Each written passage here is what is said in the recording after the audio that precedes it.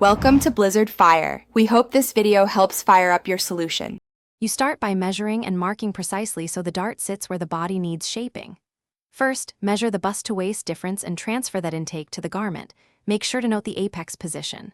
Once done, draw 2 straight dart legs that converge at the apex and double-check grain line alignment. You want 0, 5 to 1. 5 cm intake for knits, more for woven. Mark with chalk and pin the legs together to hold the fold before sewing. You now fold the shirt with right sides together so the dart legs match exactly. Pinch the fabric at the wide base and align the chalk lines. Next, baste from the wide edge toward the apex, using long temporary stitches, and stop 3 to 5 millimeters shy of the point so you avoid bulk. Once basted, press the dart gently toward the desired direction, usually down or toward center, because pressing sets the seam and makes machine stitching neater and more accurate.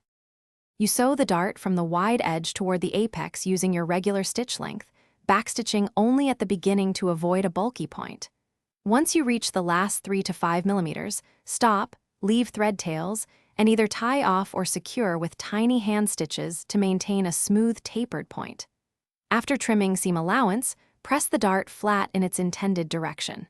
If puckering appears, repress with steam and slightly reduce tension, or rebaste to correct alignment. Thanks for watching. If you found this helpful, don't forget to like and subscribe.